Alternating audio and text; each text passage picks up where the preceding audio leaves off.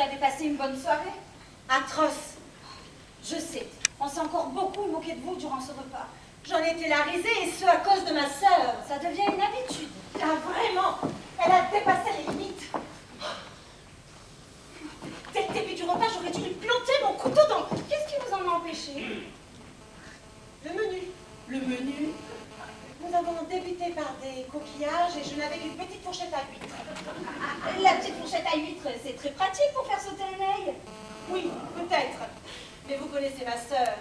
Même borgne, elle aurait trouvé le moyen d'attirer l'attention en transformant son œil tombé dans l'huître en une énorme perle. Vous n'avez rien à lui envier. Vous pouvez être tout aussi spirituelle quand vous le voulez. Je ne suis pas spirituelle, je suis méchante. Vous, méchante? Faites-moi rire. C'est justement ce qui vous manque, mademoiselle Marguerite. Un peu de méchanceté et juste de quoi vous défendre. Ce n'est pas dans ma nature. Et puis, ce n'est pas un péché que d'être bonne. Il n'y a pas que de méchantes gens. Vous l'êtes aussi. Ah oui, mais moi, quand je dis que je suis bonne, ça veut dire que je suis domestique. C'est un emploi, pas une qualité. Je vous connais, Louise. Vous n'arriverez pas à me persuader que vous êtes mauvaise. Ah ça, il est certain que je n'arriverai jamais à la cheville de mademoiselle Amélie. Elle excelle, elle brille. Elle est faite pour la joute verbale avec ce pouvoir de la répartie ironique ou cruelle. Elle a toujours le dessus, clouant le bec à quiconque en lui ôtant toute possibilité d'avoir le dernier mot. Personne ne lui arrive à la cheville. Vous pourriez. Je suis son souffre-douleur. Je la déteste et pourtant, j'aimerais tant lui ressembler. Alors là, vous manquez d'ambition. Lui ressembler pourquoi? Pour distiller le même venin? On en a assez d'une. Comment une femme aussi brillante peut-elle être aussi méchante? Ah. Mon père avait pour habitude de dire que quand on est méchant, c'est qu'on est malheureux. Malheureuse? Malheureuse de quoi? De nous deux, elle a toujours été la préférée. Mère n'a eu Dieu que pour elle. Prends exemple sur ta sœur. Cesse de te goinfrer. Regarde, Amélie, elle est intelligente parce qu'elle est mince. C'est bien qu'un jour, étant une enfant potelée, lorsque je demandais à mère s'il était vrai que seules les filles maigres étaient intelligentes, elle me répondit « Oui, ma grosse !» Voilà une chose bien ridicule. Mère n'a jamais caché sa préférence, jusqu'au choix de nos prénoms. Amélie est celle qui lit les âmes, disait-elle, avant de rajouter. Marguerite est celle qui se fait brouter par les vaches. Votre sœur a dû quitter le lit. J'ai beaucoup pris de mon père, il est vrai. Ce fut un homme discret, de ce que je m'en souvienne. Vous l'avez... Oh, mais l'avez peu connu? Oui, j'avais 8 ans quand il est mort. Une collision entre sa voiture et des moutons dévalant une colline. Des moutons? Oui, il a percuté tout un troupeau. Un comble pour un végétarien. Ça a dû vous faire un choc? Oh, vous savez, à 8 ans, de nous deux, c'est lui qui a reçu le plus gros choc. Je pense que s'il avait survécu, les choses auraient été différentes. On ne devrait pas être orpheline si jeune. Oh, mais je crois savoir que vous avez enterré le vôtre il y a peu de temps. Oh non, non, le mien est toujours en vie. Vous confondez avec celui de l'ancienne cuisinière, Clotilde, qu'on a enterré en octobre dernier. C'est vrai, pardonnez-moi. Il n'y a pas de mal. Une mort idiote d'ailleurs. Le pauvre homme a percuté la camionnette du pâtissier qui lui a porté le gâteau d'anniversaire de ses 80 ans. Quelle mort atroce, en effet. Le jour de ses 80 ans, il aura au moins eu la consolation d'avoir des cierges en guise de bougie d'anniversaire. Louise, je vais préparer votre lit. Pas encore, je n'ai pas sommeil. Tenez, servez-moi plutôt un verre de Porto. Vous l'aimez sans glace? Oh, rien ne vaut la tiédeur d'un Porto.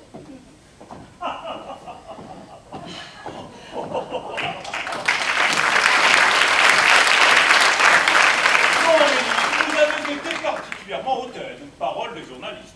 Autoritaire et désagréable. Avouez que ce petit prétentieux a fait preuve d'une arrogance.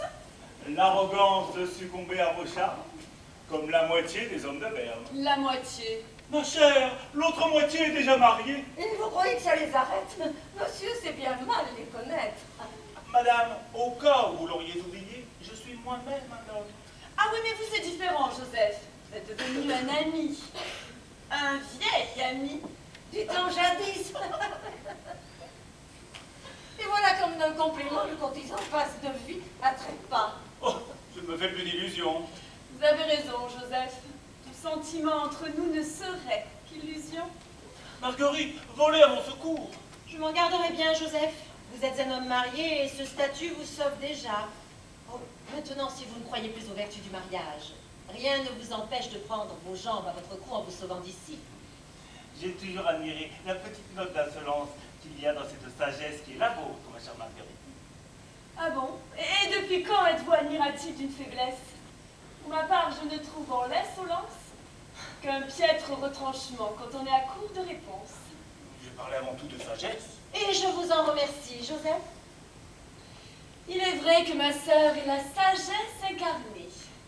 Un tableau de Matisse, surprenant de prime abord, et terriblement ennuyeux à la longue. Ne l'écoutez pas, Marguerite. Je serais très heureuse d'avoir un portrait de vous. Ah oui, mais pour cela, il faudrait que ce soit un chef-d'œuvre, un tableau de maître. Et tu sais pertinemment que je n'ai plus le temps de peindre. À moins que ce ne soit un autoportrait. Ah, si vous aimez la peinture naïve. Oh, en tout cas, c'est une peinture vertueuse. Et je ne vois pas ici qui pourrait le lui reprocher. J'étais à l'exposition du Grand Palais cet automne à Paris. Le lion ayant fin peint par ce douanier-rousseau. Quelle horreur! En tout cas, il y a des lions qui feraient bien de sortir leurs griffes. Vous dites? Ce sera tout, Louise. Allez préparer ma chambre. Allez, je vous dis. Bien, mademoiselle. La domestique se prend pour une camériste, ma parole. Louise est une femme de chambre, ce n'est pas une domestique.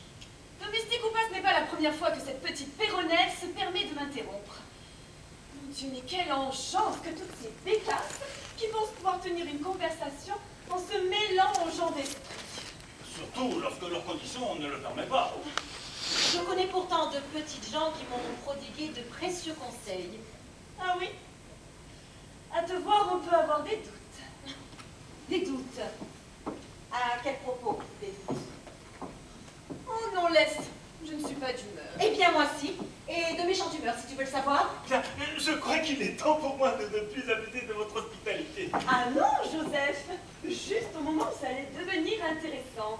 Ma sœur va me faire une scène. Je vous en prie. La chose est trop rare. Restez. Avec plaisir, avec plaisir. Écoutez, je suis votre ami, mais j'ai beaucoup d'estime pour votre sœur. On ne peut pas avoir à jouer les arbitres. Eh bien, dans ce cas, fâchons-nous. Je vous autorise à lui servir de témoin. Oh, c'est bientôt fini ce carnaval, Joseph. Sortez, restez, mais dépêchez-vous de prendre une décision. Je crois que je vais rester un peu... Oh, à la bonne heure, à la bonne Mais heure. on est de fous. Ça suffit. Tais-toi. Puisque tu veux que je me donne en spectacle, je vais le faire. Je ne sais pas ce qui a pu se passer dans ta vie, quel est le déclencheur, l'être humain ou la chose qui t'a rendue si odieuse. Mais tu ne te rends même plus compte du mal que tu fais autour de toi. Je n'ai rien fait qui puisse mériter ton attitude, tes sarcasmes ou tes humiliations. Je sais ce que tu es devenue, Amélie. Méchante, jalouse, une véritable garce. Et non contente de détruire ta propre vie, tu as décidé de détruire la mienne. Détruire ta vie. Mais ma pauvre sœur, tu n'as pas besoin de moi pour ça. Faut peut-être y aller, là. Attendez, attendez. Non, mais on abuse, on abuse. Tu penses peut-être que je suis envieuse? Non, c'est toi qui m'as traité de jalouse. Je suis d'ailleurs surprise d'une telle insolence. Je ne vois vraiment pas ce qui pourrait me pousser à être jalouse de toi. J'ai l'intelligence, la santé, la beauté, un parterre de prétendants à mes pieds et une fortune que nous partageons.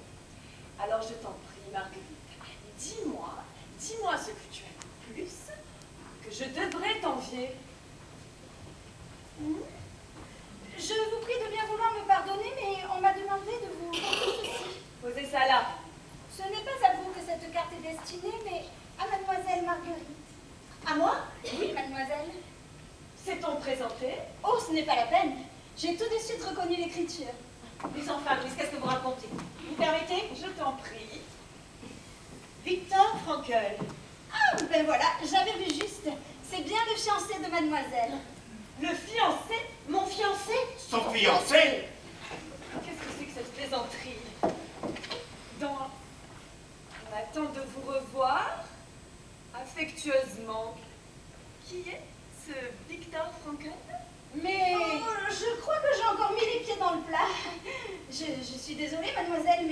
pensais que vous en aviez déjà parlé à mademoiselle votre sœur.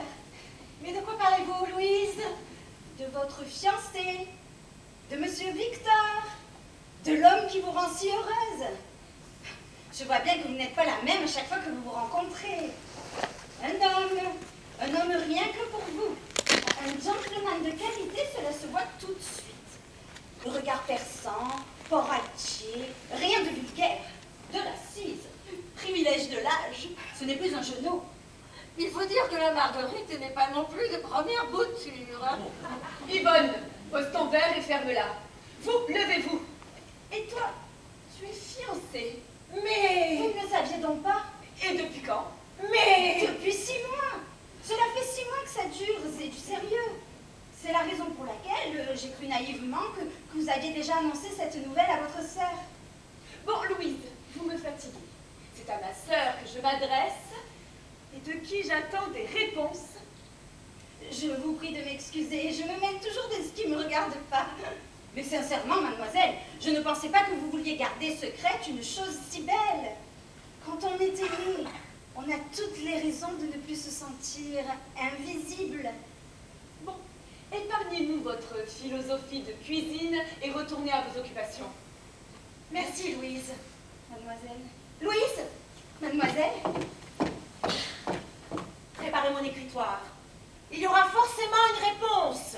Il est déjà pris, mademoiselle. J'ai l'habitude. Je crois qu'il est temps pour moi, ma chère amie, de vous quitter.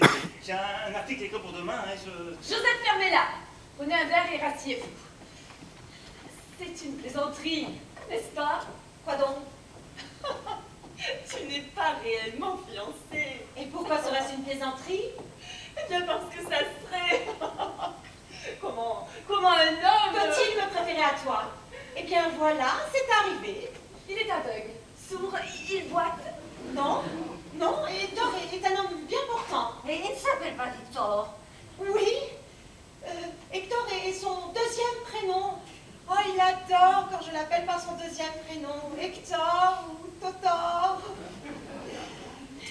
Et quand vous êtes-vous rencontrés? Oh, il y a quelques mois. À Louise a dit 6. Bon, Yvonne, tais-toi et reprends un verre. Il y a 6 mois. Oui, à quelques jours près. Il y a 6 mois, tu étais en cure thermale. À Plombières-les-Bains. C'est d'ailleurs là-bas que nous nous sommes rencontrés. Je croyais pourtant que les hommes et les femmes étaient séparés. Oui, j'ai d'ailleurs d'abord fait la connaissance de sa sœur. Tiens donc, comme c'est pratique. Il a une sœur. Et moi aussi, j'ai une sœur. Moi, j'ai un frère. Je suppose que ça n'intéresse personne. Vous devenez ennuyeux tous les deux. Je ne vois pas ce qu'il y a d'extraordinaire. Soit, il a une sœur. Et comment vous êtes-vous rencontrés? Oh, dans la boue. Enfin, dans un bain de boue pour être précise. Oui, sois précise, sois très précise. Comment s'appelle-t-elle? Et Hélène.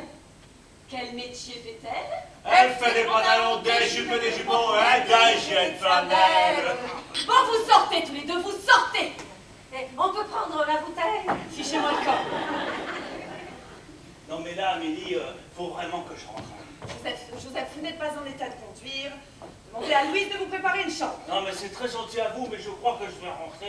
Joseph, si vous ne voulez pas que je vous brise cette statue sur le crâne, faites ce que je vous dis. Bien, je ne voudrais pas vous contrarier. Bon, et toi, j'attends la belle Hélène. En un instant pareil. La belle Hélène. Oui, quel métier fait-elle? Joseph, vous voyez bien qu'elle ne vous écoute plus. Oh, elle est infirmière. Bonsoir Marguerite. Joseph. Bon, Joseph, cessez de parasiter cette conversation et sortez de cette pièce. Et emmenez Yvonne avec vous, qu'elle ait cuvé son vaille. Ce n'est pas gentil de me traiter de la sorte. J'ai toujours l'impression que tu me demandes de ton amitié. J'ai déjà mes pauvres. De plus, tu n'es pas une amie, tu es une sangsue. Ah, alors c'est différent. Vous trouvez que j'ai une tête de censure? Non, mais on vous collez, hein.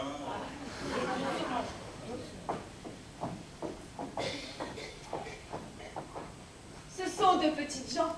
Oh, de taille normale. Non, si elles travaillent, elles ne sont pas de notre condition. Oh, elle travaille, mais bénévolement. bénévolement. Ils n'ont peut-être pas notre fortune, mais ils sont gens aisés. Et lui? Et il travaille. Ah, mais je m'en doute. Mais que fait-il? Il est inspecteur En quoi? en criminologie. Tu te moques de moi? Non! Il passe son temps à résoudre des enquêtes dangereuses. Tu n'as rien trouvé de mieux que de te fiancer avec un homme qui risque sa vie. C'est un inspecteur des temps modernes. En plus. Et il t'a dit qu'il t'aimait? Ça ne te regarde pas. Et puis voilà, je suis bien sotte de répondre à cet interrogatoire. Il faudra bien que je le voie de toute façon. Quand vas-tu me le présenter? Je ne sais pas. Mais enfin, il faudra bien que je le voie. Nous préférons rester discrets. Ah, j'ai compris. C'est un homme marié. Qui me prends-tu? C'est aussi un homme très comme il faut. Tu sembles pourtant avoir honte de lui. Oh, j'ai dit tout le contraire, je n'ai rien à cacher. Eh bien, dans ce cas, invitons-les. Quand? Samedi. Samedi. Samedi soir. Samedi soir. Samedi soir pour le souper. Samedi soir pour le souper. Vois s'ils sont disponibles. Voyons s'ils sont disponibles. Je vais leur proposer. Je suis impatiente de faire leur connaissance. Impatiente de préparer ta cabale. Tu veux que je te dise? Tu as beaucoup trop d'imagination.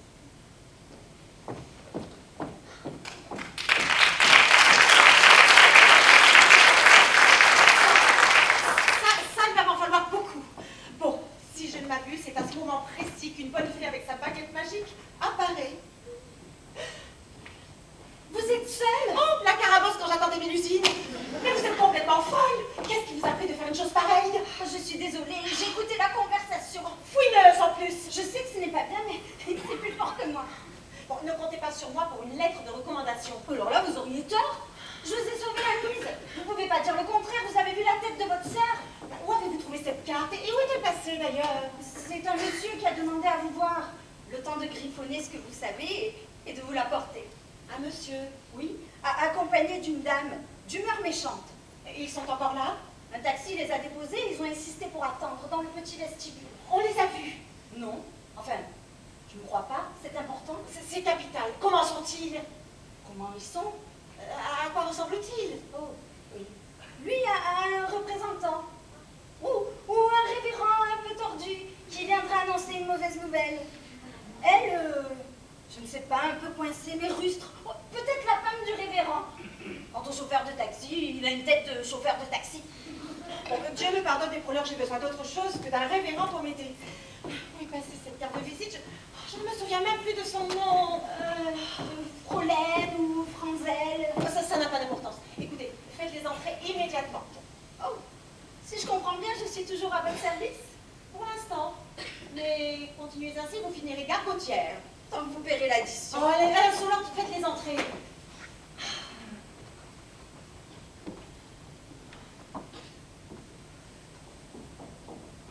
Je vous prie de bien vouloir rentrer, monsieur.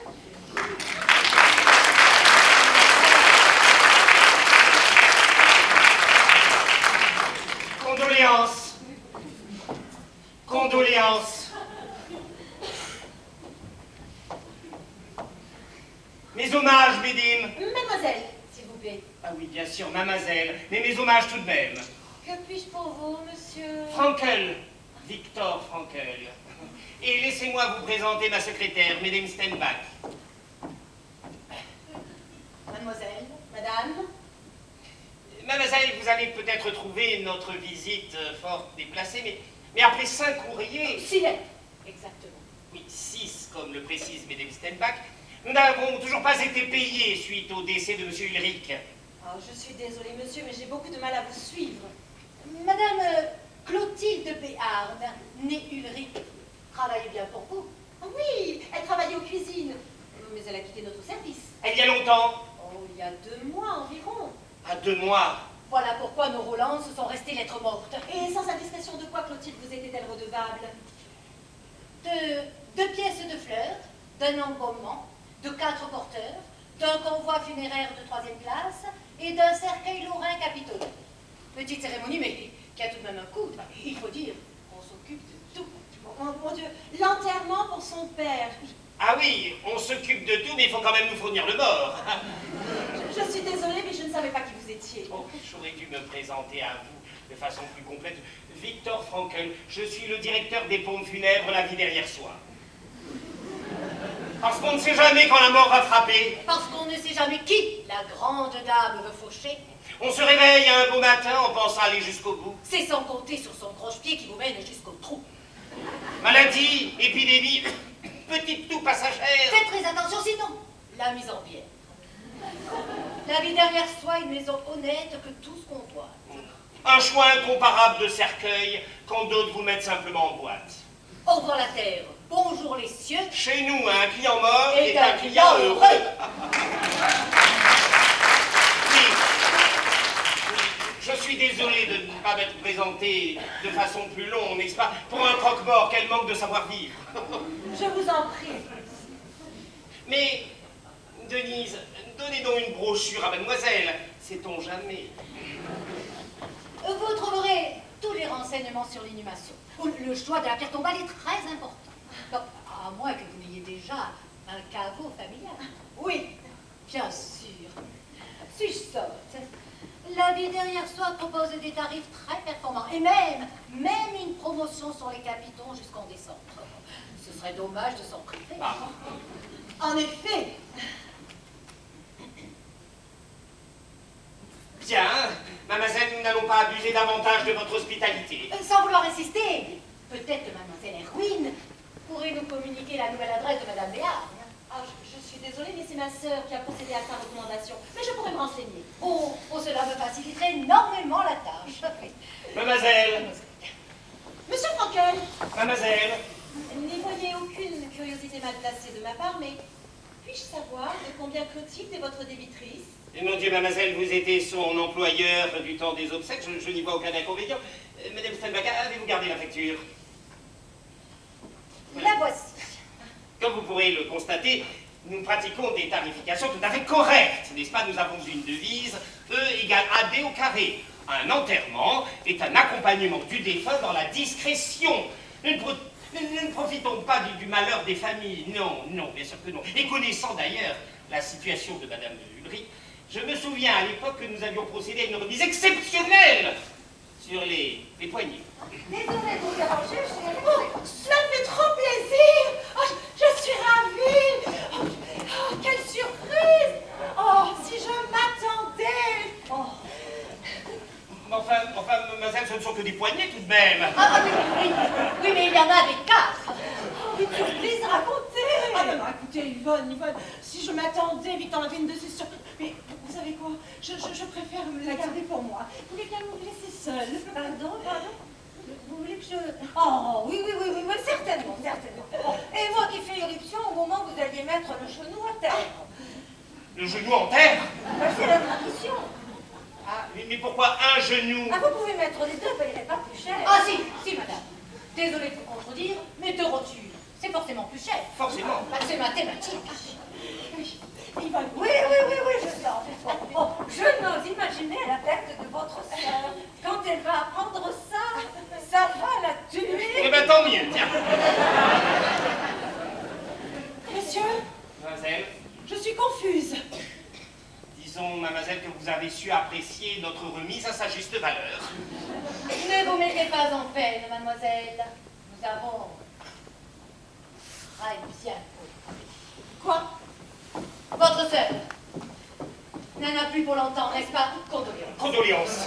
Et le fait de savoir que notre maison pourrait, tout en concédant à une réduction, vous accompagner dans ces moments, vous a transporté de joie pour ne pas exploser de chagrin. Non, croyez-moi, une personne endeuillée depuis quelque temps, ou très récemment, a le droit d'apparaître déboussolée de temps en temps, et vous parviendrez ainsi à élaborer des stratégies efficaces pour la résolution de votre chagrin. Mais c'est la personne qui fait de trop gros efforts pour cacher son chagrin qui risque de voir des problèmes survenir par la suite. Écoutez, ma soeur se porte très bien aussi, n'ai-je pas l'intention de l'enterrer vivante? L'enterrer vivante? Vous êtes si pressée? Enfin, mademoiselle, je dirige une maison sérieuse, chez nous pas de vivants. Tous nos clients sont morts de satisfaction. Bon, écoutez, monsieur Frankel, je pense que nous avons déjà suffisamment perdu de temps. Aussi vais-je aller à l'essentiel. Êtes-vous marié? Fait-il? S'il vous plaît, monsieur Frankel, évitons les redites et répondez aux questions, je vous prie. Êtes-vous marié? Non, mademoiselle. Fiancé, peut-être? Non, mademoiselle, je suis un vieux garçon. En effet. Mais dans ce cas, accepteriez-vous d'être des nôtres samedi soir avec votre charmante secrétaire pour le souper? Pour souper? Je vous assure que mes questions ne nécessitent pour l'instant que très peu de réflexion de votre part. Mon Dieu, Mesdames Stenbach, ai-je ou avons-nous quelque chose de prévu pour samedi prochain? En ce qui vous concerne, monsieur, vous êtes enterrement à 9h, 11h et 16h. Après, je n'en ai pas la moindre idée, je suis votre secrétaire, pas votre chapeau. Pour ma part, non, je ne suis pas Betty, et oui, je suis ton mari. Et je suis dans le regret de décliner l'invitation. Samedi, j'ai de la famille, et je devrais me mettre devant les fourneaux, car j'ai prévu de cuisiner une poularde de Bresse. Oh, maintenant, si vous avez d'autres questions. Ah non, ce n'est pas possible, j'ai besoin du lot. Vous n'avez pas d'amis? Il me manque un frère et sa sœur. Et pourquoi nous?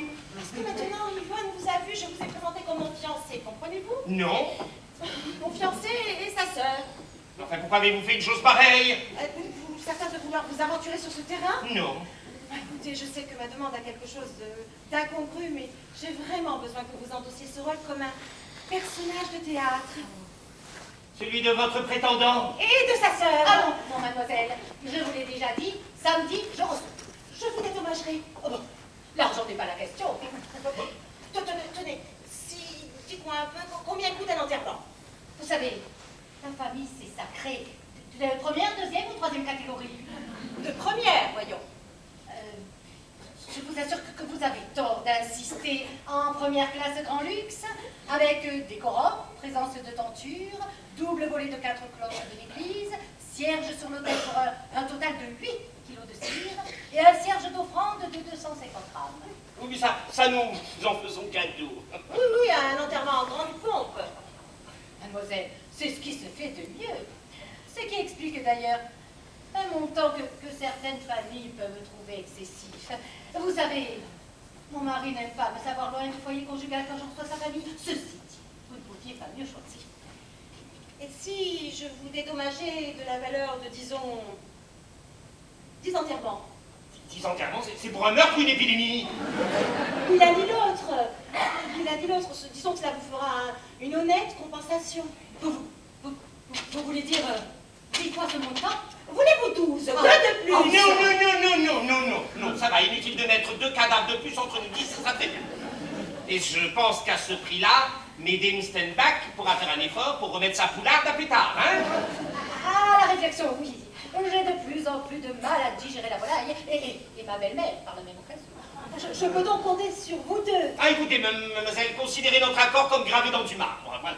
Justement, en parlant de marbre, il faut quand même vous avouer que, ne connaissant pas votre profession, je dû vous en attribuer une autre. Ah, comme je vous comprends, mademoiselle. Oui, les communs porteurs éthiques sur la profession de croque-mort. Il est vrai que nous ne sommes pas très aimés. Non.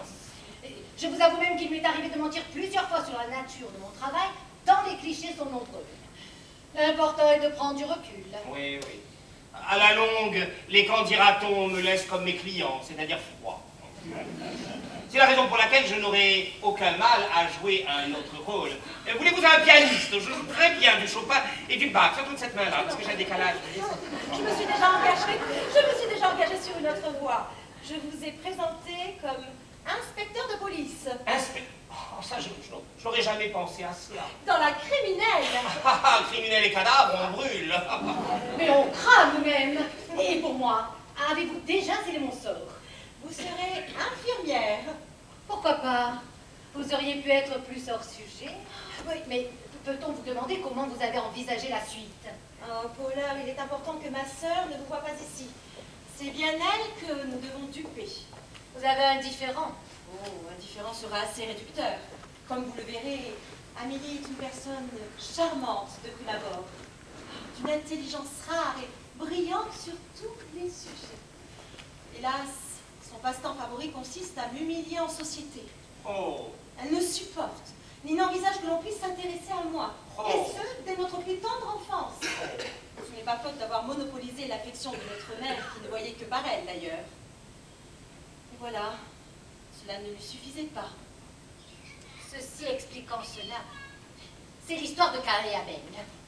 La mère a investi l'aîné Caïn en clamant dès sa naissance qu'elle l'a acquis avec Dieu. Il est son enfant merveilleux. Alors qu'Abel, à côté, ne parlait pas être grand-chose. Pourtant, Caïn ne supporte pas son existence. Il s'est donné pour mission d'être tout pour sa mère, mais aussi pour le monde entier. Abel lui rappelle très justement qu'il ne l'est pas, qu'il s'agit d'un fantasme. C'est alors que Caïn passe à l'acte. Son frère mourra. Ma grand-mère était fille de pasteur et très philosophe. très philosophe. Elle nous racontait souvent ce genre d'histoire, mais vous savez, tous les Caïns ne tuent pas. Non, généralement, ils se contentent de haïr ou... Voilà, enfin, de se venger sadiquement. C'est la raison pour laquelle... Une autre manière d'empêcher l'autre d'exister. Oui, oui. C'est la raison pour laquelle, lorsque l'occasion s'est présentée, ma femme de chambre, croyant me venir en aide, a griffonné quelques mots passionnés sur votre carte de visite. Je n'ai pas réfléchi. Je sais que je n'aurais pas dû, mais je suis entrée dans son jeu. Quand on vous porte un prétendant sur un plateau, mademoiselle. Vous devez avoir une piètre opinion. Vous plaisantez. Non, croyez bien que je suis heureuse de participer à cette farce et je serai même prête à vous aider gratuitement. Allons, madame Stolberg. En tout cas, ne nous laissons pas submerger par nos émotions. Écoutez, je vous remercie tous les deux. Et connaissant ma sœur, elle ne tombera pas facilement dans le panneau. Il faut donc que nous soyons prévoyants, organisés et méticuleux. La moindre faille et je me retrouverai la risée de tout Berne. Marguerite Amélie, Marguerite Amélie, Marguerite, Amélie. tu ne me présentes pas? À qui? Comment? À qui? Je vous prie de bien vouloir m'excuser, mademoiselle, mais votre sœur m'a tellement parlé de vous que j'ai cru l'espace d'un instant que nous nous connaissions. Victor Frankel, mademoiselle. Monsieur, c'est un plaisir pour moi que de mettre enfin un visage sur votre nom. Il faut dire que ma sœur a l'art de la dissimulation. Je connais cela. La mienne est une véritable tombe. Mais laissez-moi vous présenter ma sœur Denise. Mademoiselle. Madame, vous avez deux sœurs? Deux sœurs, non. Ah, je croyais pourtant que votre sœur se prénommait Hélène. Hélène. Oui, c'est son second prénom. Hélène Denise. Elle préfère qu'on l'appelle Denise. Oui. Tu préfères qu'on t'appelle Denise, hein? Oui. Ah oui, elle préfère. Tu n'aimes pas Hélène. Elle a Hélène en horreur. Hein? C'est ordinaire, Hélène. C'est ordinaire. Alors que Denis, c'est tellement plus. Ah, Denis, c'est tellement plus. C'est un trait de famille alors. Je crois savoir que vous préférez Hector. Hector? Votre second prénom. J'ai déjà dit à Amélie que vous le préfériez à Victor. Ah, j'ignorais que vous saviez ce détail, oui. Vous savez, monsieur, je ne sais que très peu de choses sur vous. Je ne sais que ce que ma sœur a bien voulu me dire très récemment. Et c'est la raison pour laquelle j'ai souhaité vous avoir à souper samedi. Et c'est avec plaisir que nous acceptons votre invitation, mademoiselle. J'espère, madame, que vous partagez ce sentiment.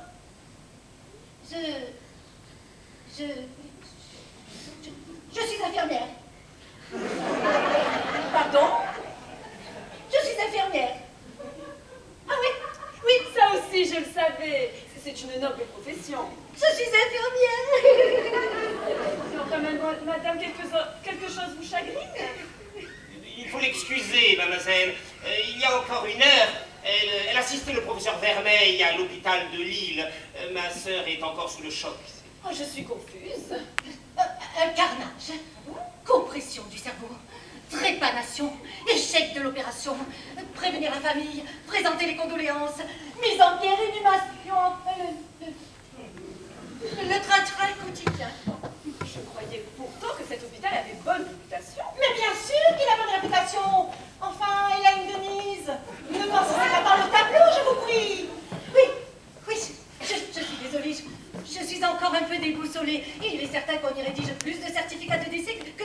Plus d'ordonnances que de certificat de décès. Oui, oui, plus d'ordonnances. C'est ce que je voulais dire. Oh mon Dieu. Oh mon Dieu, quelle chaleur. Voulez-vous un verre d'eau? Si vous aviez quelque chose de plus fort. Oh, je vous sers un peu de vin de farmol. Des formoles, vous n'y pensez pas? De farmol. C'est un petit vin doux du sud de Baden. Allons, Hélène, Denise, il faut absolument te reprendre. Oui, Victor Hector. Mais combien sommes-nous? Tenez. Votre sœur me semble un peu fragilisée, Ne vous inquiétez pas, il en a vu d'autres. tout comme vous. J'imagine qu'il faut avoir le cœur bien accroché quand on fait un métier comme le vôtre. Vous savez, avec tous ces cadavres. Vous voulez dire avec tous ces meurtriers? Oui, bien sûr, c'est la même chose, mademoiselle. Sans meurtrier, pas de cadavre. J'ai soit affaire à des déséquilibrés. C'est la raison pour laquelle on nous appelle la criminelle. Ah, nous vivons une drôle d'époque. Tenez, pas plus tard que ce soir, nous avions un ami, perruquier de son état, à qui l'on vient de voler tout un arrivage de postiches et plus d'une centaine de perruques. Et comment ont-ils fait? Eh bien, ils ont agressé le chauffeur et sont partis avec la camionnette, sous les yeux de tous, en pleine journée. Évidemment, vous ne pouvez pas être partout à la fois. C'est quand même, mademoiselle, je laisse le soin aux gardiens de la paix de traiter ces petits larcins et autres malfrats sans importance, n'est-ce pas? Mais que votre ami se rassure. Mes collègues connaissent leur métier. Et pour retrouver vos perruques, ils n'hésiteront pas à passer le quartier au peigne fin. Oh, et spirituel avec ça. Je commence à comprendre pourquoi ma sœur vous cachait. Amélie. Quoi? Je n'ai rien dit de mal. Alors, comme ça, vous vous êtes rencontrés à Plombières-les-Bains. Oui, à Plombières-les-Bains. Il y a 6 mois, en cul. Il y a 180 jours, oui, environ, c'est ça. Racontez, je brûle d'impatience. Oh, s'il te plaît, Amélie, la curiosité est un vilain défaut. Victor, ne vous laissez pas faire. Au contraire, Victor, vous permettez que je vous appelle Victor? Oui, mademoiselle. Laissez-vous faire et racontez-moi comment vous avez pu faire pour tomber amoureux de ma sœur. Amélie. Quoi? Mais Marguerite, ne monte pas sur tes grands chevaux. C'est un secret de polichinelle. Nous sommes tous ici suffisamment adultes Bien sûr. pour savoir lire entre les lignes. Bien sûr. Tu es indécente. Mais enfin, non, il n'y a aucun mal à satisfaire la curiosité bien légitime de votre charmante sœur. Alors je vous en prie, racontez. Alors écoutez, nous étions en cure. Avec votre sœur. Oh, mais je te l'ai déjà dit tout à l'heure. Victor accompagne toujours Hélène Denise en cure. Vous avez de la chance Pardon. d'avoir un frère si attentionné. Oh oui, pour sûr qu'il est attentionné. C'est un homme qui fait beaucoup de concessions. Oui, beaucoup de concessions, ça oui. Écoutez, si vous m'interrompez tout le temps, nous n'y arriverons jamais. Je ne dis plus un mot. À la bonne heure. Alors, nous avions l'habitude, après nos soins, de nous retrouver, Hélène Denise et moi, dans la Grand'Aine, n'est-ce pas? Mais ce jour-là, je reçus un télégramme urgent qui m'obligea à aller téléphoner. La préposée à l'accueil m'ayant mal aiguillé, je pénétrai en trompe dans une cabine où, croyant trouver ma sœur, je trouvais la vôtre, mais dans un bain de boue. Alors, l'espace d'un instant, est-ce la boue sur le visage? Toujours est-il que je croyais parler à ma sœur alors que je parlais à la vôtre. Je lui laisse placer un mot, je tourne les talons, et lorsque Hélène, Denise et moi... Tu devrais seulement dire Denise. C'est vrai, Denise, Hélène et moi, on a l'impression que nous étions 3. Je vous assure que jusqu'ici j'arrive à suivre. S'il y a Poursuivez. S'il y a quelque chose que vous ne comprenez pas, dites-le maintenant. Non, tout à fait, tout va bien. Ah bon, alors je poursuis. Si bien que lorsque nous sommes retrouvés plus tard, nous avons mis un moment à nous comprendre, n'est-ce pas? Moi, lui affirmant que je l'avais vu, et elle le niant. Vous comprenez? Mais très bien, très bien. Ah bon? Pourtant, ce n'est pas facile à suivre ton histoire. Oui, mais toi, Denise, c'est parce que tu es encore sous le choc. Hein, le choc, alors tais-toi. Alors, à partir de ce moment-là, n'est-ce pas, je n'ai eu qu'une idée en tête. Retrouver l'inconnu afin de lui présenter des excuses. Et comment avez-vous fait? Comment j'ai fait? Eh bien, je me suis présenté le lendemain, à la même heure, au même endroit. Voilà. Et tu y étais? Oui, le visage plein de boue. Mon Dieu, quelle horreur! Détrompez-vous. À partir d'un certain âge, il est bon d'habituer son corps à la terre.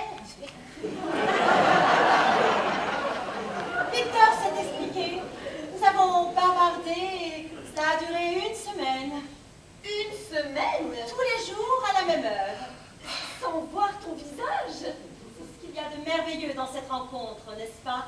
C'est surtout ce qu'il y a d'incroyable. Ne me dites pas que vous avez été séduit seulement par sa conversation et son esprit. La première semaine uniquement. Ensuite, j'ai pu apprécier le magnifique visage de votre sœur. Mais je croyais pourtant que les hommes et les femmes étaient séparés durant les soins. Oui, oui, c'est vrai, vous avez 100 fois raison, vous avez 1000 fois raison. Mais voyez-vous, j'ai abusé de ma situation en prétextant que votre sœur était un témoin capital dans une enquête policière et que nous puissions parler, échanger. Un vrai conte de fées policier. N'est-ce pas toi qui disais que l'amour était à lui seul une énigme? J'ai toujours été une référence pour ma sœur. C'est le cas de beaucoup d'aînés. Elle donne l'exemple. Il y en a certains à ne pas suivre pourtant. Je suis la cadette.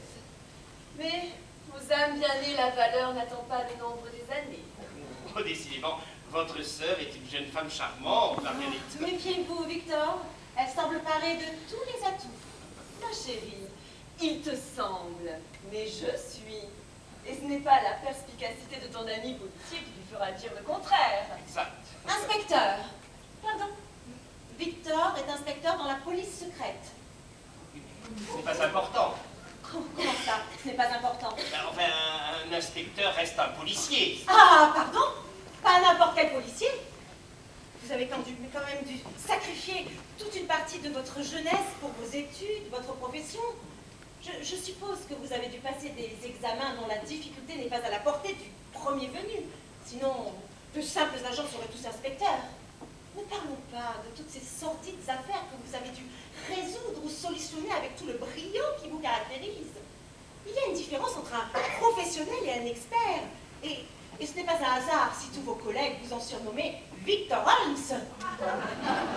Je n'accepterai pas que vous minimisiez vos exploits, monsieur. Car oui, il s'agit bien d'une véritable prouesse. Ce n'est pas une mission, c'est une vocation. Et l'empereur Guillaume II ne vous aurait certainement pas gratifié d'une médaille, pour peu que vous n'eussiez été qu'un simple policier. Une médaille? Oh, trois fois rien en réalité. L'ordre de la couronne, en réalité.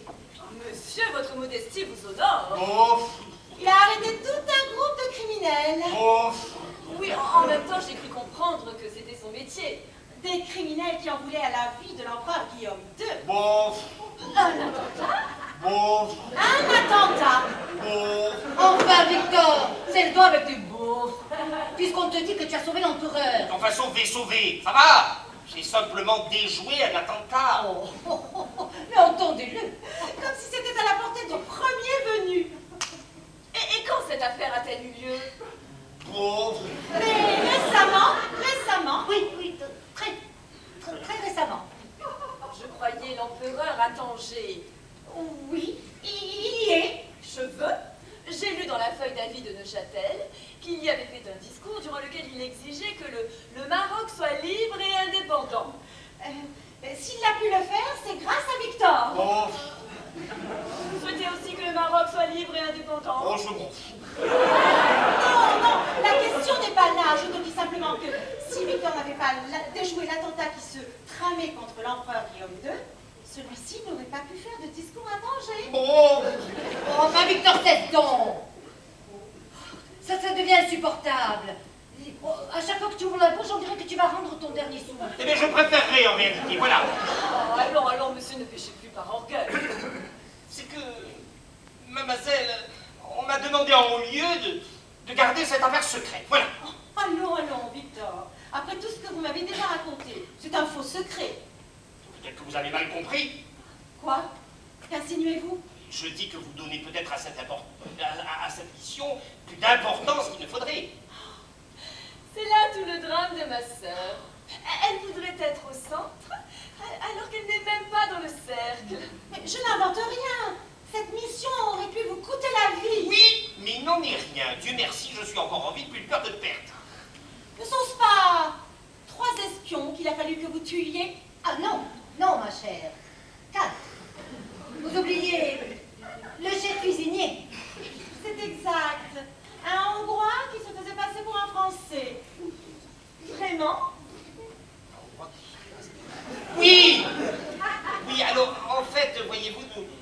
avions des doutes sur l'origine de ce chef. Ce n'est pas tant son accent qui l'a trahi, mais c'est sa cuisine. Je m'étais fait passer pour un commis, n'est-ce pas? Et je le surveillais. Et quelle n'a pas été ma surprise en voyant ce chef mettre des oignons dans un veau maringot. Il n'en faut pas? Mais non, malheureuse! Dans un veau à l'ambroise, oui, et pas dans un veau maringot. En somme, cela a tenu à bien peu de choses. Passeras-tu sous silence l'épisode de la bombe? De la bombe? Oui, que tu as désamorcé au sous-sol de l'ambassade. Vous avez désamorcé une bombe? Oui. Oui, oui. Pas une bombe, tout juste une bombinette, hein. Oui, tu l'as quand même fait de main de maître avec la fourchette à escargot. Oui, en fait, écoutez, nous étions en plein service. C'est le premier ustensile que j'ai trouvé. Voilà, la fourchette à escargot, c'est très pratique. C'est un petit ustensile qui se termine par 2 branches effilées. Très pratique d'ailleurs pour faire sortir l'escargot. Ah, pour faire sortir les fils du détonateur. Fourchette que tu avais auparavant plantée dans l'œil d'un terroriste. Oui. Oui, parce que j'avais aussi pris la pince à escargot. Et la pince à escargot, ça offre très peu d'intérêt, vous voyez, pour la défense. J'ai bien essayé de lui tordre le nez, mais ça n'a rien fait. Alors j'ai été obligé de lui planter la fourchette d'escargot dans l'œil.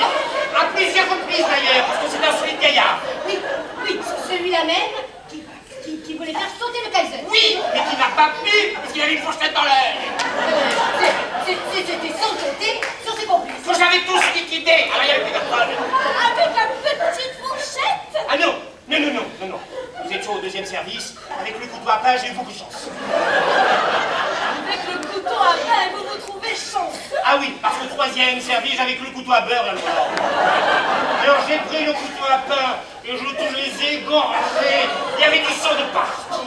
C'était horrible. Les pompes funèbres ont mis plus de 2 jours à récupérer tous les morceaux. On glissait sur les poignons. Il y avait un carnage, une Saint-Barthélemy, une boucherie. C'était horrible. Enfin, au moins le mérite de sauver la démocratie et notre empereur, n'est-ce pas? Alors, j'espère que ce discours sanguinolent l'aura été assez et que nous allons pouvoir clore là ce chapitre.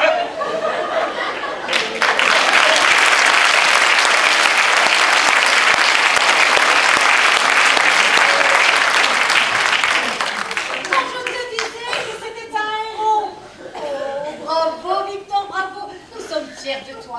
Tu manies aussi bien le couteau à pain que la fourchette à escargot. Je vous prie, monsieur, de bien vouloir m'excuser si j'ai pu ne serait-ce qu'un seul instant vous confondre avec un simple policier. Que voulez-vous, mademoiselle? Certains hommes sont obligés de s'entourer de gens médiocres pour paraître brillants. Moi, dans toute situation, je dois rester simple. Vous devez faire la fierté de vos supérieurs. Surtout la mienne. Et c'est l'essentiel. Car comme je le disais encore, au commissaire principal, le commissaire, vous connaissez, le commissaire principal. Le commissaire, oh, on ne connaît que chercher son nom au bout de la langue. Le comimi, ah, ça va revenir, comimi.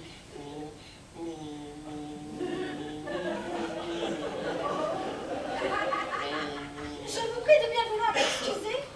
Encore vous? C'est le chauffeur de votre taxi qui m'envoie, monsieur. Cela fait 20 minutes qu'il patiente. Eh bien qu'il patiente, quelle impudence! C'est que le compteur tourne. Mais enfin, de quoi vous mêlez-vous? Ce n'est pas vous qui allez payer! Le chauffeur est en colère, je n'y peux rien. Écoutez, ce n'est pas parce que c'est un chauffeur de taxi que nous devons nous mal conduire, hein. Nous y allons. Mademoiselle, j'ai été heureux de faire votre connaissance. Vous nous quittez vraiment! Momentanément, pas pour l'éternité. Denise, on s'en va. Oui, je te suis. Mademoiselle, Madame, nous nous voyons samedi. avec plaisir, ma chère Marguerite. Oh, je vous raccompagne. Mais tout ceci est trop brutal. Nous avons des chambres. Ne veux-tu pas inviter nos amis? Non, mademoiselle, je vous assure que nous n'avons que trop abusé de votre hospitalité. Nous vous remercions. Soit, à samedi. À samedi. Vous nous raconterez la suite de vos incroyables péripéties. La suite? Oui, je n'y manquerai pas, mademoiselle. Condoléances.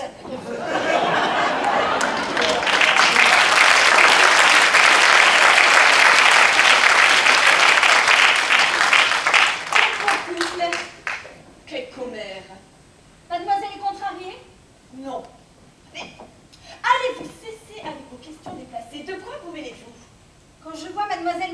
heureuse, je ne peux m'empêcher de l'être aussi. Vous devriez vous réjouir. Me réjouir de quoi? Du bonheur de votre sœur, si elle arrive à trouver chaussures à son pied. Marguerite a passé l'âge de jouer les cendrillons. Elle a de la bouteille. Ça ne rend le vin que meilleur. Dans son cas, je ne crains que ça ne la rende bouchonneuse. Rien ne trouve grâce à vos yeux. Que l'on soit méchante ou bonne. Je préfère que vous restiez la bonne. Demandez à Madame de Montauban de descendre. À cette heure, elle doit dormir. Eh bien, si elle dort, réveillez-la. Ce sera plus pratique pour elle pour descendre les escaliers. Louise! Mademoiselle, Une dernière chose. Ce n'est pas la première fois que vous voyez ce monsieur, n'est-ce pas? quel monsieur? Ne vous forcez pas à faire l'idiote. Vous l'êtes naturellement. Je vous parle de Victor. Oh, vous voulez parler du prétendant? Oui! Non, je ne l'avais jamais vu auparavant. Mais je connais son écriture. Mademoiselle et monsieur s'écrivent très souvent. Et depuis combien de temps? Je ne saurais le dire avec exactitude, disons 6 mois. Bien, Louise. Ce sera tout, réveiller Yvonne. Bien, mademoiselle.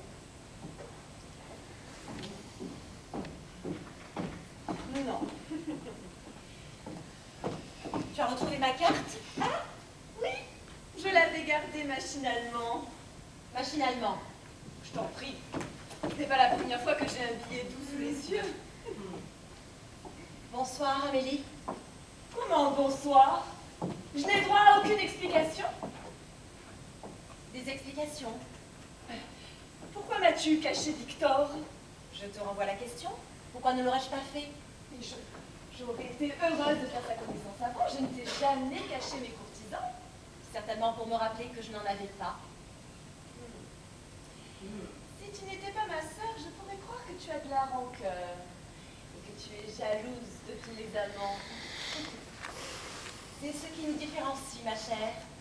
Tu étales tes nombreux courtisans, mais tu n'as aucun prétendant. Moi, je n'en ai qu'un, et je le cache. Bonne nuit. On ne cache pas les choses, les êtres, sans une bonne raison. Peut-être n'ai-je trouvé aucune motivation pour partager avec toi. Peut-être. Victor vient de me demander en mariage. Ah. Et que lui as-tu répondu? Non, mais tu as vu l'heure? Marguerite? Yvonne, encore debout. J'allais justement vous poser la même question. Encore que dans votre cas, ça se comprend facilement. Mon cas. Le genou. Yvonne, inutile de parler à voix basse. Marguerite vient de m'annoncer la nouvelle. Et alors? On attend la réponse. Lui aussi. Qu'est-ce qu'elle entend par lui aussi? Rien, elle craigne. Elle n'aurait pas refusé tout de même. Il y a encore une heure, je t'aurais dit non. Mais j'avoue que j'ai l'impression de ne plus la connaître.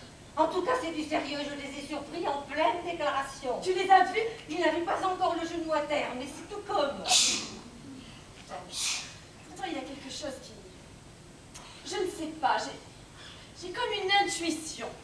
Une intuition ou un pressentiment? Je ne sais pas. Quelque chose qui ne tourne pas rond, en tout cas. Ça s'appelle de la jalousie. Oh, je t'en prie, Yvonne. Je ne suis pas jalouse de Marguerite. Enfin, de Marguerite. Eh bien, moi, oui, je trouve que ce Victor est un beau parti. Ça, je dois reconnaître que c'est un homme courageux. Et pour demander la main de ta sœur, Non? Se défendre avec une petite fourchette à escargot. il lui fait tout de même la cour. Oui, ça, plutôt la cour des miracles. Mais que racontes-tu? Tu as vu? Non, pas encore. Tu m'accompagnes? J'ai déjà un peu d'avance, mais J'ai besoin que tu me rendes un service. tu sais bien que je ne peux rien te refuser. J'ai besoin que tu restes ici jusqu'à samedi. Et demain, tu pars pour Genève. Justement, je veux que tu sois mes yeux. Tu veux que je surveille ta sœur? Je ne veux pas que tu la quittes jusqu'à samedi. Amélie, Marguerite est aussi une amie. Ne me demande pas une chose pareille. Je croyais que tu ne pouvais rien me refuser. Je ne suis pas détective privé. Pourtant, tu t'y connais en filature. Tu as les oreilles qui traînent partout. Tu es pire qu'une domestique. Mais qu'est-ce que tu as encore derrière la tête? Un doute. Un doute? Cette histoire ne sent pas bon. Tu te fais des idées. Justement, j'ai besoin d'en avoir le cœur net. Bon, mais si je suis découverte, je te préviens, j'avoue tout. Je te sais suffisamment finaude pour ne pas te faire prendre. Je sais que j'ai tort de me laisser embarquer, mais c'est plus fort que moi. Je vais envoyer un télégramme à Paul-Henri, je rentrerai dimanche. Je savais que je pouvais compter sur toi. Tiens, pour fêter ça, sortons. À cette heure tardive. Oh, ma chère Yvonne, ce n'est plus une heure tardive, c'est une heure matinale. Et où allons-nous? Jouer aux vilaines filles. Ah, j'adore, j'adore.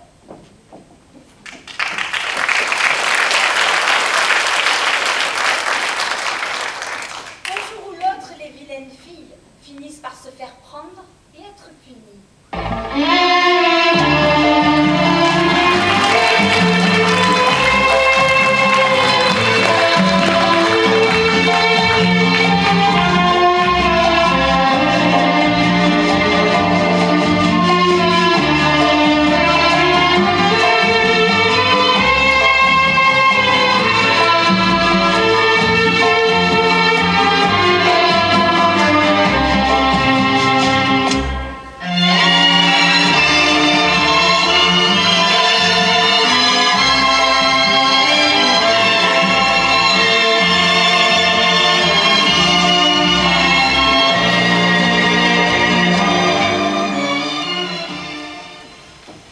Il n'y avait qu'à patienter ici un petit moment. Dites-lui qu'il faut que je la voie immédiatement. Mais quelque chose ne va pas, madame. Ne me faites pas perdre de temps.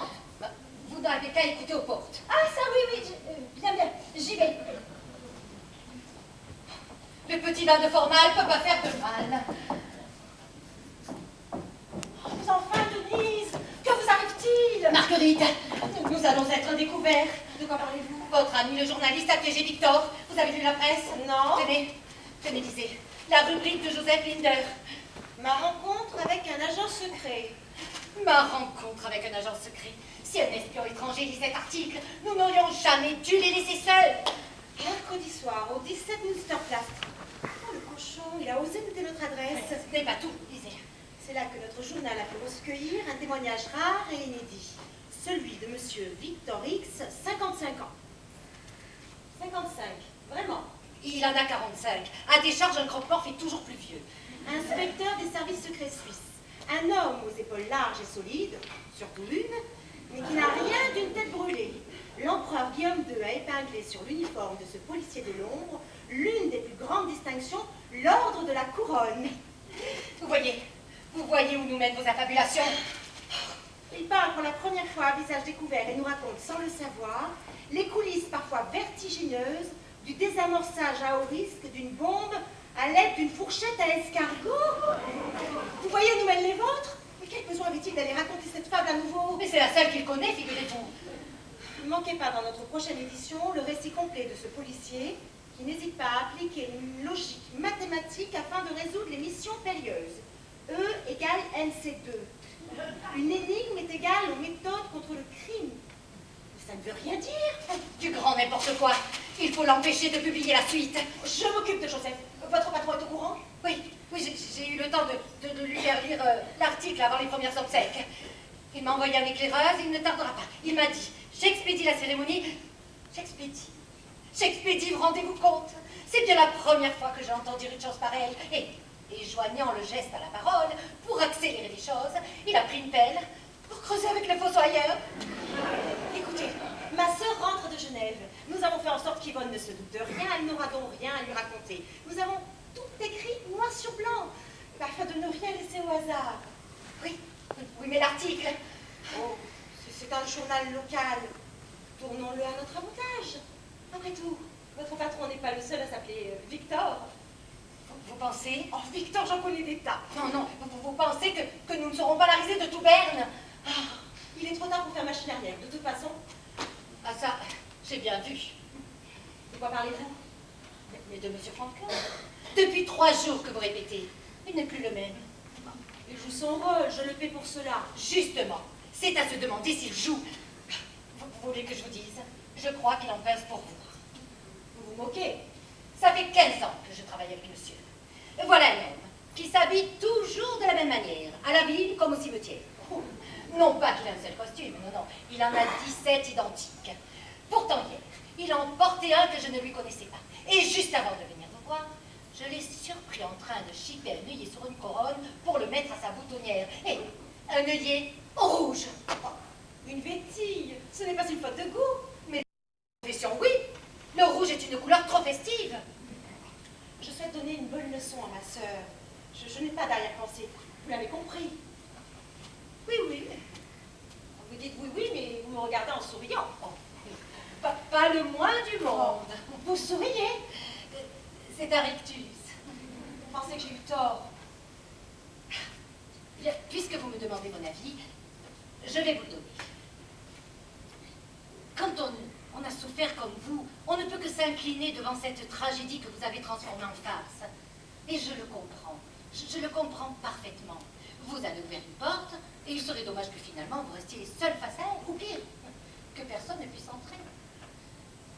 Avec tous les malheurs, les chagrins et la tristesse que je vois au quotidien, je me dis que quand il y a risque de bonheur, il ne faut pas s'empêcher de l'attraper. Je pense que malgré vous, M. Frankel se positionne derrière l'une de ces portes et qu'il a l'espoir que vous ne la lui refermerez pas au nez. Mais comment peut-on nourrir des sentiments sur une méprise? Mademoiselle, l'amour est la plus grande des méprises. Ça reste un sentiment qu'il faut partager. Bon, je vous promets de lui parler dès ce soir. Je ne veux pas que M. Frankel puisse s'obliger et se blesser par la suite. C'est vous qui payez, c'est vous qui décidez. Dès sa venue, je vous demande de rester ici. Je vais laisser des instructions à Louise afin qu'on ne vous dérange pas. Oh, je crois que ce ne sera pas la peine. Vous avez entendu, Louise? Oui, madame. Je vais aider à ce que personne ne vous dérange. Indécrottable. Bon, Amélie et Yvonne ne rentreront pas avant 1 heure. Je vais en profiter pour aller téléphoner à Joseph. Vous croyez qu'il vous écoutera? Je vais lui ressortir de vieux dossiers. J'ai de quoi le faire chanter.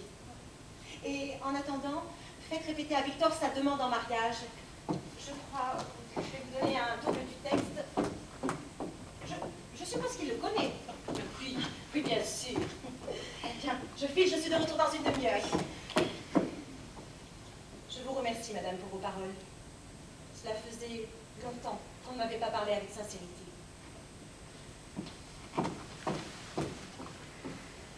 Allez, un doigt de formal. Si vous videz la bouteille, il faut m'en acheter une autre. Mais laissez-moi tranquille, vous. Et allez plutôt surveiller la venue de M. Frankel. Oh.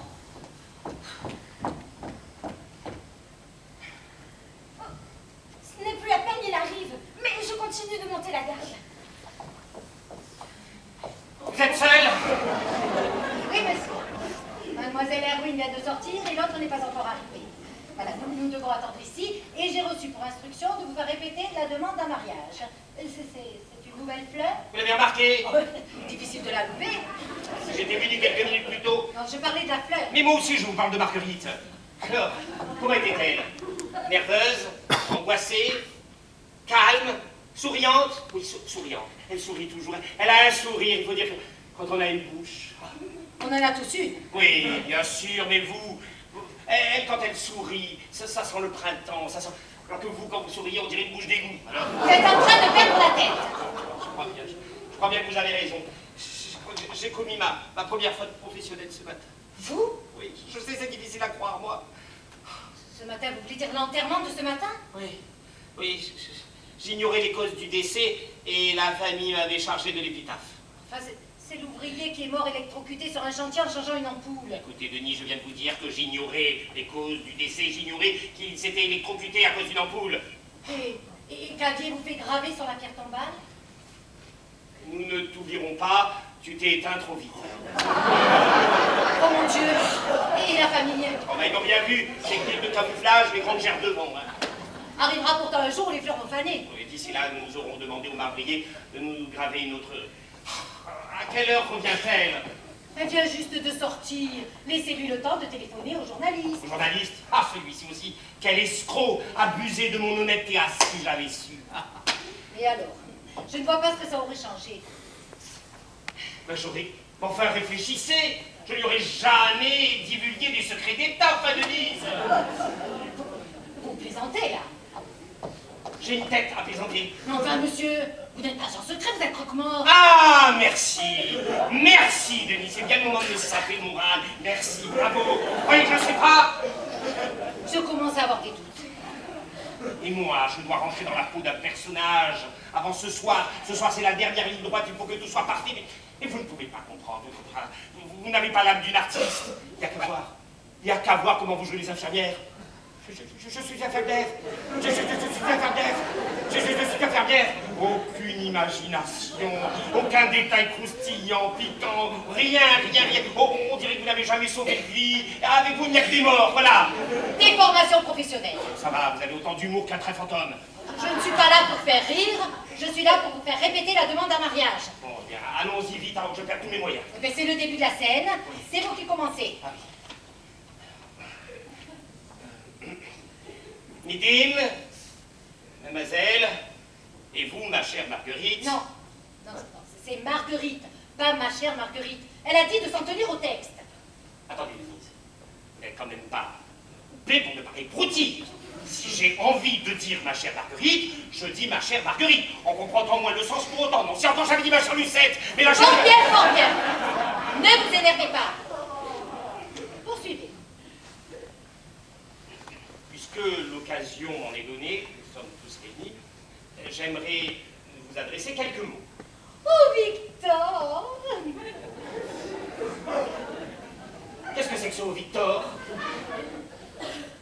Ben, c'est ce qui est écrit dans le texte. Je sais bien que c'est écrit dans le texte, mais c'est votre façon de le dire qui est mauvaise. J'ai essayé de refaire Marguerite. Pourquoi faites-vous une chose pareille? Mais enfin, j'ai pensé que ça pourrait vous aider. En imitant un animal qu'on égorge? Bon, d'accord, pas d'intonation. Non! Mais non, et pas d'initiative! Vous êtes vraiment nul en théâtre, vous, hein? Vous avez raison. Oublions mes tirades. Vous n'avez qu'à faire un monologue, on gagnera du temps. Je suis un boulet. Ça va, je n'ai pas voulu vous blesser. Non, non. Non, vous êtes mauvaise, n'en parlons plus. Non, pardon. Mais ça va, n'en parlons plus, vous êtes mauvaise. Et n'en parlons. N'en parlons plus. Votre douceur et votre tendresse étaient ce dont j'avais le plus besoin dans ma vie. Quoi, qu'est-ce qu'il y a? Qu'est-ce qu'il y a encore? Rien? Si, vous avez... C'est gênant. Oui, vous avez dit... Qu'est-ce qu'il y a qui ne va pas? D'accord. Vous parlez de douceur, Oui. de tendresse. Oui. Je vous trouve un peu rude. Rude? Oui, un peu sec. Vous croyez que c'est facile de travailler dans ces conditions, hein? Vous croyez que c'est facile de se concentrer? Vous faites tout pour me déconcentrer, voilà. Moi? Oui, vous. Mais je n'ai rien dit. Si, vous faites la vache et vous faites... Ok, j'ai compris, je n'ai plus qu'à me traire. Qu'à me taire.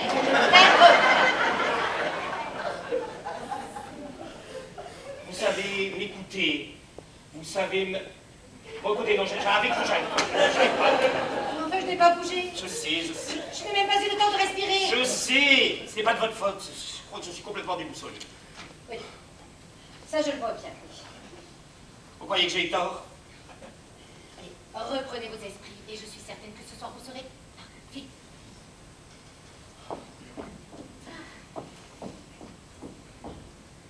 Mais surtout, vous savez m'aimer. Marguerite, vous êtes une jeune femme extraordinaire. Malgré tous vos soucis, malgré votre passif, vous restez toujours souriante et pleine d'entrain. Les mots me manquent pour décrire la puissance de mes sentiments. Et j'ai parfois envie de hurler à la terre entière que j'ai enfin trouvé la femme de ma vie, tant mon cœur bat pour le vôtre.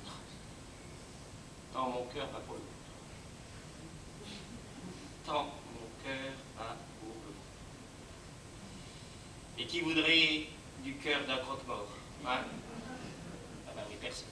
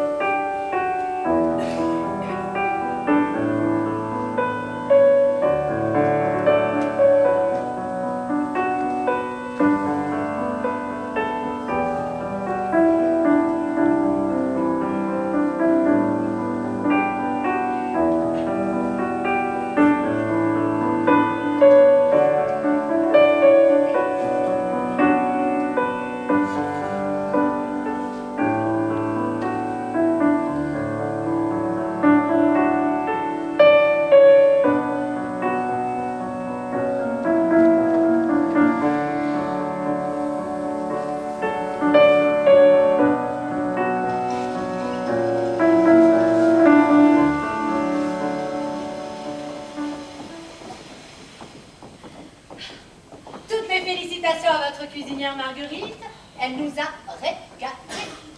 Le faisan était trop cuit. Le mocha était excellent. Tu n'es pas sérieuse? Que de crème au café. Mais c'est le propre du mocha. Tu n'es jamais contente. Qu'aimez-vous, Victor? Non, mademoiselle, non. Devenez ennuyeux. Je suis désolé, mademoiselle. Ne tombez pas dans ce piège, mon chéri. Au contraire, venez nous raconter vos incroyables péripéties. Elles sont si palpitantes, si exotiques. C'est-à-dire, mademoiselle, que pour l'heure, j'ai un discours à faire. Oh non, il va le faire. Vous allez gâcher ma soirée. C'est aussi la mienne, Amélie. Mesdames, mademoiselle, je profite de l'occasion qui nous est offerte pour vous dire quelques mots, ma chère Marguerite. Oh, Victor! Pas si mauvaise que ça.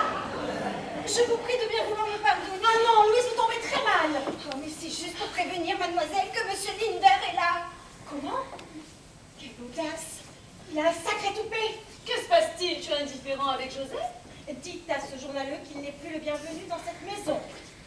En ce cas, vous devriez aussi vous débarrasser d'un autre. Joseph? Mais enfin, que se passe-t-il? Quelqu'un va-t-il m'expliquer? Bien vous empêcher de faire une bêtise. Et de quel droit, monsieur? Je ne vous ai rien demandé.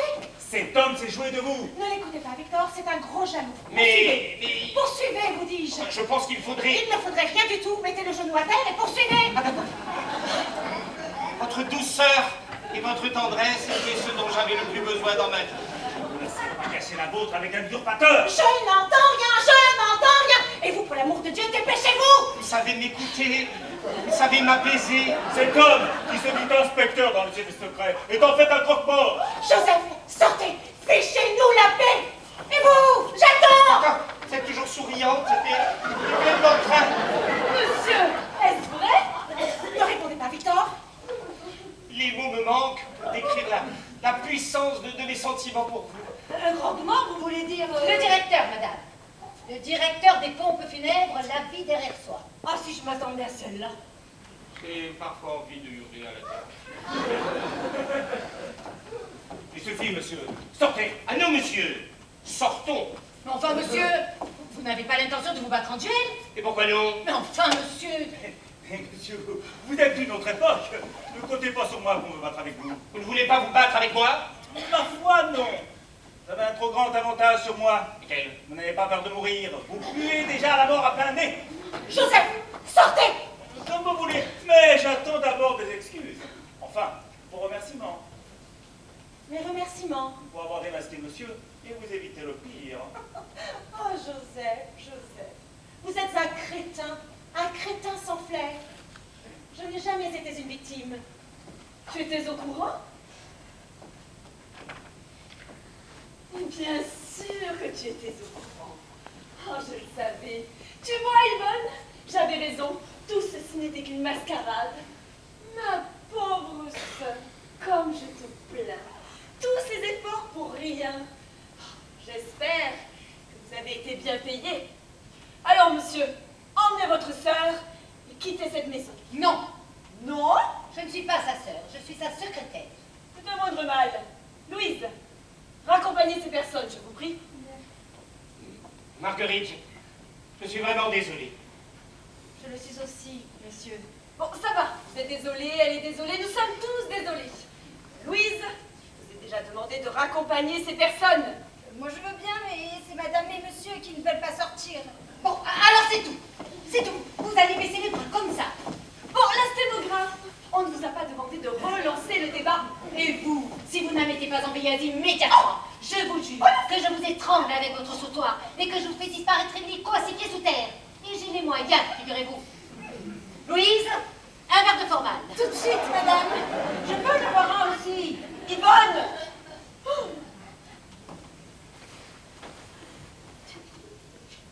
Merci. Bien.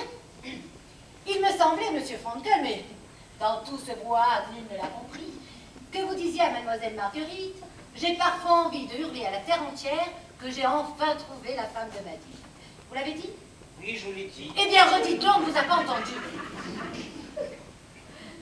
J'ai parfois envie de hurler à la terre entière. Non, non, non. Là, vous n'avez envie de rien du tout. chuchotez. On dirait que vous avez peur de réveiller les morts. J'ai parfois envie de hurler à la terre entière que j'ai enfin trouvé la femme de ma vie. Tant mon cœur bat pour le vôtre. Là, c'est mieux. Vous ne trouvez pas? Beaucoup mieux. C'est tout à fait crédible. Enfin, vous n'allez tout de même pas... La peste, je vous ai déjà dit de la fermer.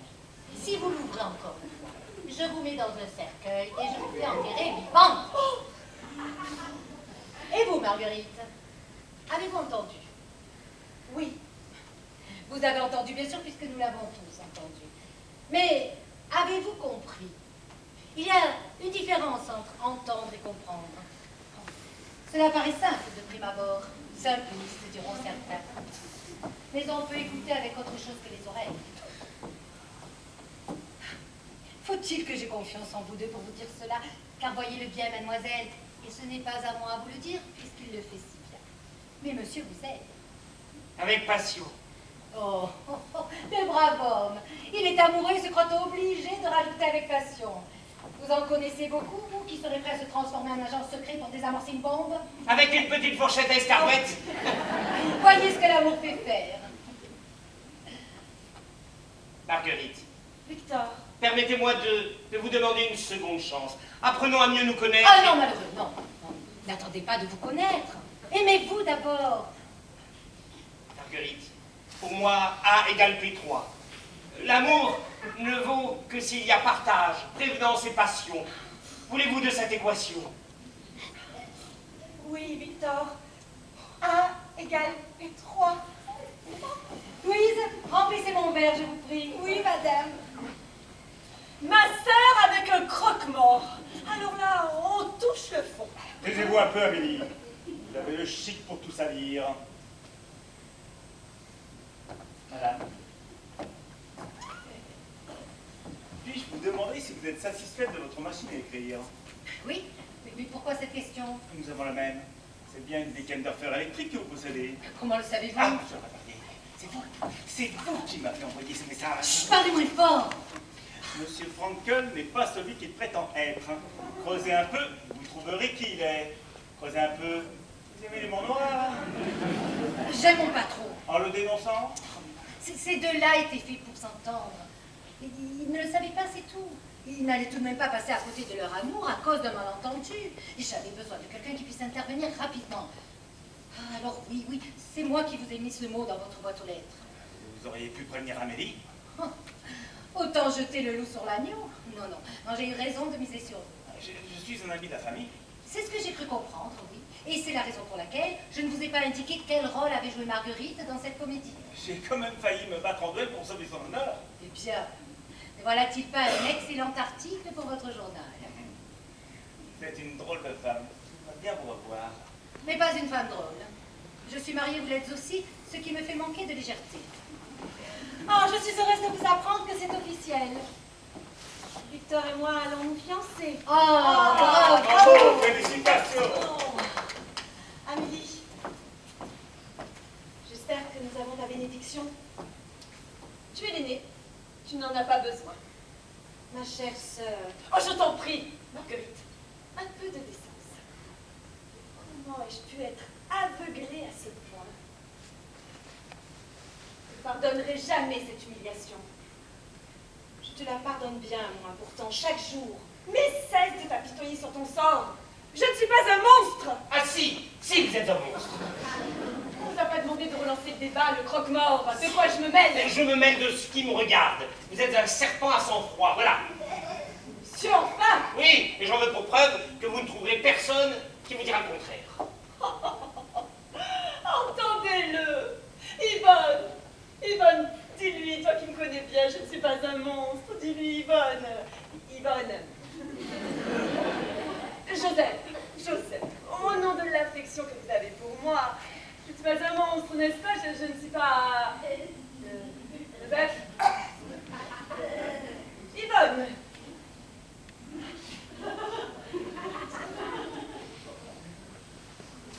C'est ce que tu ressens? Pourquoi continues-tu à me pardonner?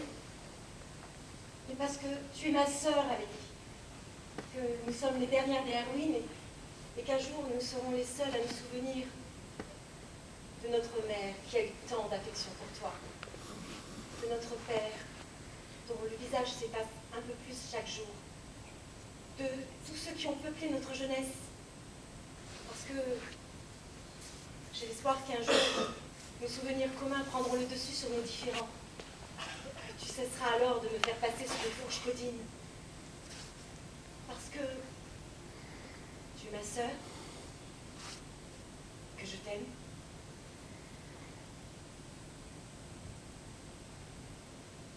Je vous prie tous de bien vouloir m'excuser. On n'a pas besoin, mais tu veux ma bénédiction. Voilà. Yvonne, Amélie, tu es une salope. Joseph, Je suis un salaud. parfaitement. Vous êtes de piètres amis. Et je vous renie. je vais aller la consoler.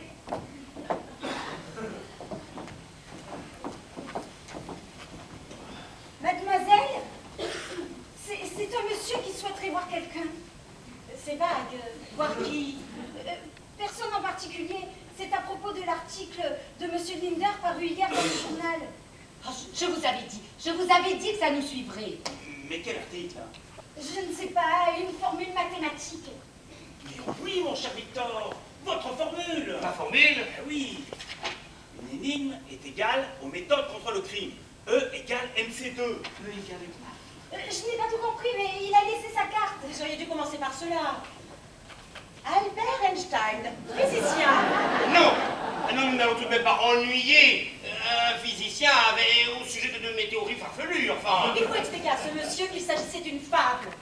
Oui, enfin, que cet article n'est qu'une méprise. Ah, plutôt une tromperie. Oui, enfin, Louise, faites entrer ce monsieur Albert Einstein et expliquons-lui calmement et promptement que tout ceci n'est qu'à prendre avec une certaine relativité.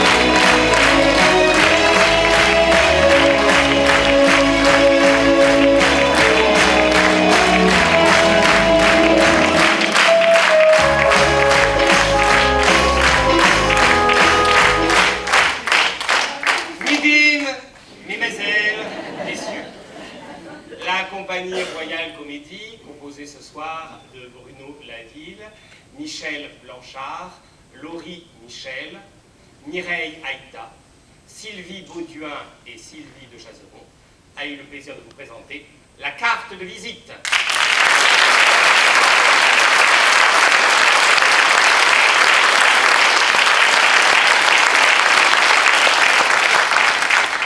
C'est avec beaucoup de pudeur et en tant qu'auteur que j'aimerais dédier cette pièce et ses représentations à Feu ma mère, qui nous a quittés beaucoup trop tôt et qui ne sera plus dans la salle ce soir. Mais J'ai eu quand même le plaisir de lui expliquer cette pièce au téléphone.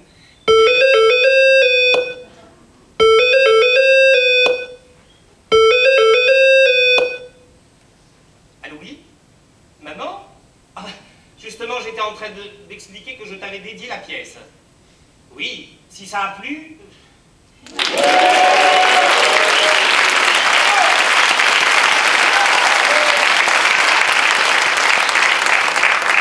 Une pièce écrite et mise en scène par Pierre-Marie Dupré.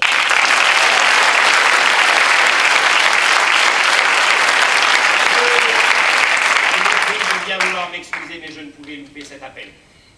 Bien sûr que vous allez m'excuser, car tout ceci n'était qu'un simulacre.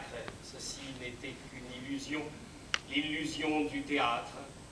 Mais pour une fois, voyez-vous, c'était presque dommage. Théâtralement vôtre, bonsoir.